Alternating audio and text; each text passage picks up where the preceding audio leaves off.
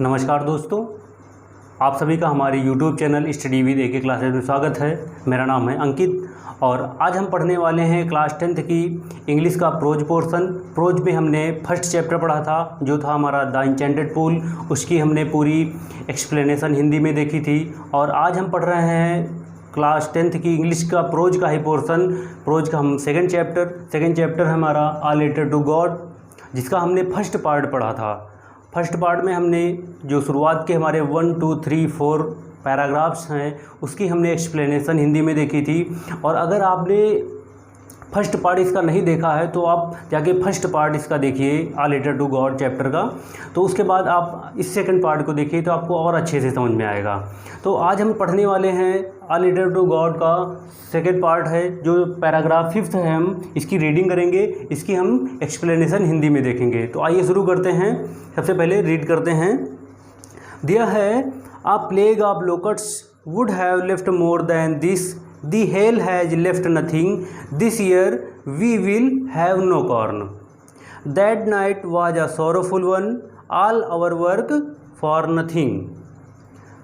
There is no one who can help us. We will all go hungry this year. हमने इसके पहले paragraph में पढ़ा था कि जो लैंचो होता है, एक किसान होता है, वो उसकी फसल एक तूफ़ान के और बारिश के ओलों के कारण नष्ट हो जाती है।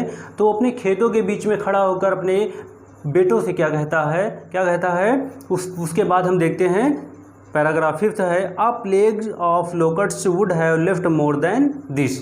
एक टिड्डियों का दल, यानी कि जो टिड्डियाँ होती है उसका जो हमला होता है वो क्या करती है, टिड्डियाँ पूरे फसल को नष्ट कर देती हैं, पूरे फसल के दानों को, पत्तियों को, पेड़ों पौधों को खा जाती हैं। तो कह रहा, a plague of locusts would have left more than this, टिड्डियों के हमले से भी, have left more than this, टिड्डियों के हमलों से भी इससे अधिक बच जाता है। अगर टिड्डियाँ हमला करती हैं तो उससे अधिक भी बच जाता है। दी हेल हैज लेफ्ट नथिंग, इस तूफान ने कुछ भी नहीं छोड़ा, इन ओलों ने कुछ भी नहीं छोड़ा। This year we will have no corn, इस साल we will have no corn, इस साल हमें फसल नहीं प्राप्त होगी, हमें फसल नहीं मिलेगी।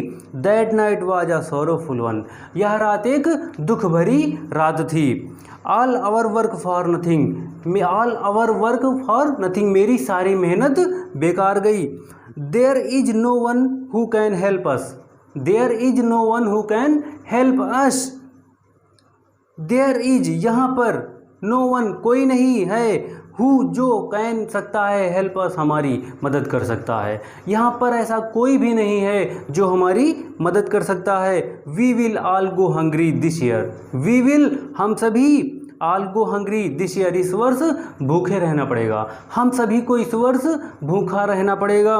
बट लेकिन in the hearts of all who lived in that solitary house in the middle of the valley. तो यहाँ पर जो सॉलिटरी वर्ड मीनिंग्स दी हुई है, इसका मतलब होगा अकेला, एक एकांत में अकेली चीज़ कोई हो उसे सॉलिटरी बोलते हैं, अकेला। बट लेकिन in the hearts of all, उन सभी के दिलों में, हु लिव्ड, जो रहते थे, इन दैट सॉलिटरी हाउस, उस अकेले घर में, इन दी मिडिल ऑफ दी वैली, उस पहाड़ी के बीच में, यानी कि उस पहाड़ी के बीच में बने हुए उस अकेले घर में जो रहते थे, उनके मन में क्या थी, एक आशा थी। There was a single hope, उनके मन में सिर्फ एक ही आशा थी। क्या आशा थी? हेल्प फ्रॉम गॉड, ईश्वर से मदद, ईश्वर से सहायता, भगवान से सहायता की, यही आशा थी उन सभी के दिल में चल रही थी। Don't be upset even though this seems like a total loss, even don't be so upset, यानी परेशान मत हो, चिंता मत करो। Even though this seems like a total loss, यद्यपि कि संपूर्ण क्या है, विनाश हो चुका है, ऐसा प्रतीत होता है कि संपूर्ण विनाश हो गया है। रिमेंबर, याद रखो, no one dies of hunger, कोई भी भूख से नहीं मरता, याद रखो, कोई भी भूख से नहीं मरता। That's what they say, no one dies of hunger, that's what they say, हाँ ऐसा कहते हैं, क्या कहते हैं कि no one dies of hunger, यानी कि भूख से कोई नहीं मरता। ये कौन कहता है? लेंचो कहता है कि हाँ, ऐसा कहते हैं कि कोई भी भूख से नहीं मरता। All through the night Lencho thought only of his one hope. All through night, उस पूरी रात लेंचो सोचता रहा only of his one hope, अपनी सिर्फ एक आशा के बारे में। अपनी सिर्फ एक आशा के बारे में लेंचो उस पूरी रात सोचता रहा। दी हेल्प ऑफ गॉड, ईश्वर से मदद की। उसकी क्या पूरी रात एक आशा थी? ईश्वर से मदद मिलेगी हमें कुछ भी। हुज आइज, जिसकी आंखें as he has been instructed see everything, जिसकी आंखें जैसा कि उसे बताया गया था, सिखाया गया था कि सी एवरीथिंग, सब कुछ देखती हैं। यानी कि भगवान जो होता है, जो ईश्वर होता है, वो सब कुछ देखता है, उसकी आंखें सब कुछ देखती हैं, ऐसा उसे सिखाया गया था। As he had been instructed, ऐसा उसे सिखाया गया था। क्या सिखाया गया था? सी एवरीथिंग, सब कुछ देखती हैं। Even what is deep in one's conscience, यहाँ तक कि मनुष्य के अंतःकरण को भी देख लेती हैं। ईश्वर की जो आंखें होती हैं, जो ईश्वर होता है, वो कहते हैं ना कि ईश्वर जो होता है वो सब जगह मौजूद होता है। तो वही कह रहा है कि जिसकी आंखें, ईश्वर से मदद की, जिसकी आंखें जैसा उसे बताया गया था, सी एवरीथिंग, सब कुछ देखती हैं। इवन, यहाँ तक कि what is deep in one's conscience, यहाँ तक कि व्यक्ति के, मनुष्य के अंतःकरण तक को भी देख लेती हैं। आगे देखते हैं। Lencho was an ox of a man working like an animal in the fields. Lencho was था, एक जानवर की तरह बैल था, यानी कि मनुष्य होते हुए भी लेंचो एक बैल था। बैल का मतलब बहुत ही वह मेहनती था। Working like an animal in the field, अपने खेतों में वो एक जानवर की तरह, एक पशु की तरह कार्य करता था। बट लेकिन still he knew how to write, लेकिन उसे लिखना आता था, वो लिखना जानता था। The following Sunday at daybreak, उस रविवार की सुबह he began to write a letter, उसने एक पत्र लिखना शुरू किया। विच, जो कि he himself would carry to town, जो वह स्वयं शहर ले जाएगा। And placed in the mail, और उसे क्या मेल कर देगा, पत्र में डाक द्वारा वो मेल कर देगा। It was nothing less than a letter, यह कोई भी, या भगवान के नाम एक पत्र से कम नहीं था, या किसी भगवान के नाम एक पत्र से कम नहीं था। गॉड, ईश्वर, भगवान, ही रोट, उसने लिखा गॉड, भगवान। If you don't help me, यदि तुमने मेरी मदद नहीं की, यदि आपने मेरी मदद नहीं की, my family and I will go hungry this year, मैं और मेरा परिवार इस वर्ष भूखा रहेगा। अगर आपने मेरी मदद नहीं की तो मुझे और मेरे परिवार को इस वर्ष भूखा रहना पड़ेगा। I need 100 pesos in order to sow my field again and to live until the crop comes because the hail storm.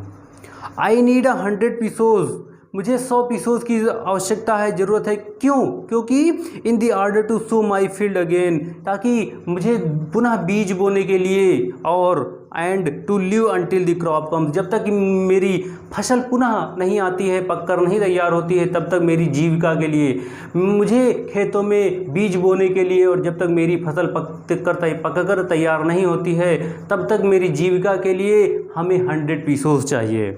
Because the hail storm, क्योंकि ओलों के तूफान ने। ही रोट, उसने लिखा टू गॉड, ईश्वर के नाम, पत्र ऑन द इनवलप, ये पत्र के ऊपर, लिफाफे के ऊपर, इनवलप मीन्स होता है लिफाफा, लिफाफे के ऊपर उसने भगवान के नाम पत्र लिखा। पुट द लेटर इनसाइड, और उस पत्र को उस लिफाफे के अंदर रख दिया। एंड, और स्टिल ट्रबल्ड, और दुखी वेंट टू टाउन, शहर की ओर चला। एट द पोस्ट ऑफिस, डाकघर में जब वह पहुंचा, he placed a stamp on the letter and dropped it into the mail box. He placed a stamp on the letter, उसने पत्र के ऊपर, यानी उस लिफाफे के ऊपर स्टाम्प चिपकाया, स्टाम्प लगाया, एंड ड्रॉप्ड, और उसे डाल दिया, it into the mail box, उस पत्र पेटिका में। मेल बॉक्स मीन्स होता है पत्र पेटिका, जो जहाँ पर हम क्या करते हैं, लेटर वगैरह पोस्ट करने के बाद उसको डालते हैं उसमें, उसे पत्र पेटिका या मेल बॉक्स कहते हैं। आगे देखते हैं। One of the employees who was a postman and also helped at the post office went to his boss laughing heartily and showed him to the letter to God. One of the employees, एक कर्मचारी, who जो was a postman जो एक डाकिया था, एक कर्मचारी जो एक डाकिया था, एंड और also helped at the post office जो पोस्ट ऑफिस के काम में सहायता भी करता था या डाक घर के काम में सहायता भी करता था। Went to his boss laughing heartily, और वह मुस्कुराते हुए हंसते हुए अपने अफसर के पास गया या अपने बॉस के पास गया। एंड सोड, और उसने दिखाया, उसे दिखाया द लेटर टू गॉड, ईश्वर के नाम पत्र को। वह एक व्यक्ति था जो पोस्टमैन था और वो डाकघर के कामों में क्या करता था, मदद भी करता था, सहायता करता था। Went to his boss laughing heartily, वह हंसते हुए अपने बॉस के पास गया, अपने सीनियर के पास गया। एंड भगवान के नाम के पत्र जो था उसे उसने उन्हें दिखाया। आगे देखते हैं। Never in his career as a postman had he known that address.